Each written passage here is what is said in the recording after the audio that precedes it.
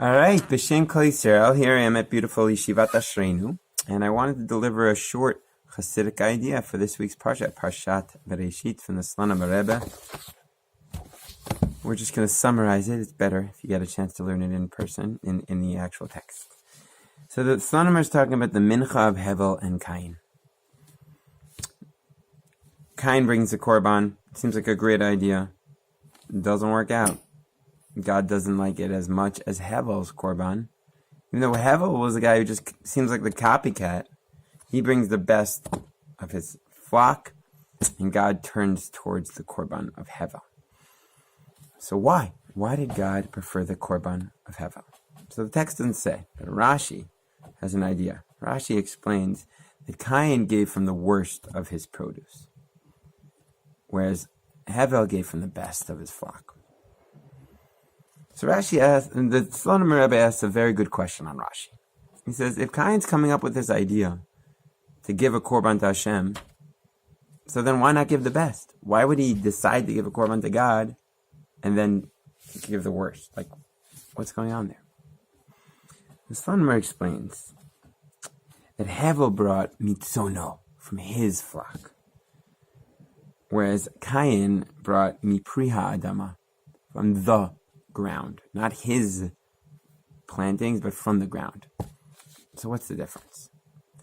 So the Slonim explains, Kayin just took randomly whatever fruits he saw. He saw an asparagus, saw a potato, gave it to God. He didn't choose the best. He didn't necessarily take the worst, but it's considered like it was the worst because he didn't put care and love into the gift that he gave to God.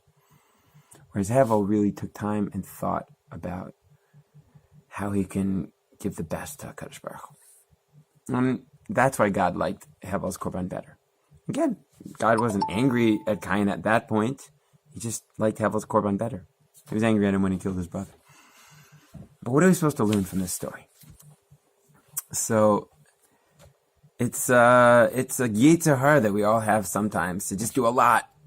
And then we're doing that lot not to be so careful about giving it our best and being thoughtful and being, giving it in a way that truly shows the love. And that comes with our ben adam l'chaveru, and that's with our ben adam l'makom.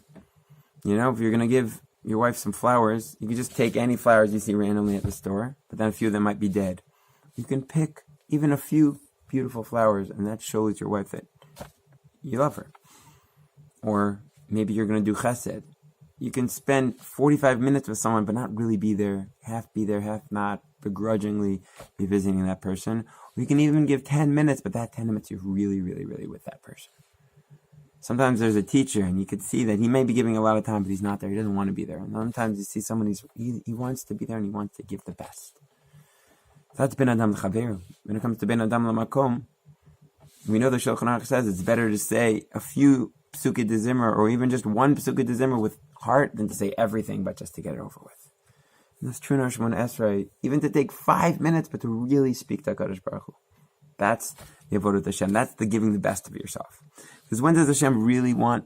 Says the Slonim, He wants us to give from our heart, and He wants us to give dafka when it's challenging, when there's a struggle, when it's like, oh, I'm in the middle of the basketball game, and then it's time to daven mincha, or I want to respond with anger to someone, but I know that Hashem wouldn't want me to respond in that way. When it's challenging, everyone knows their own challenges, and then you give of your best of yourself, and then you give of your true self.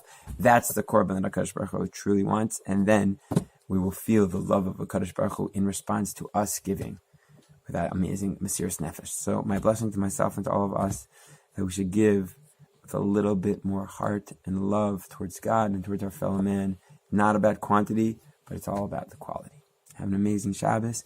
Good Shabbos. And we should be zoichet metaken the chet, Kayin and Hevel, through love and chas v'shalom, not hate. Have a great Shabbos.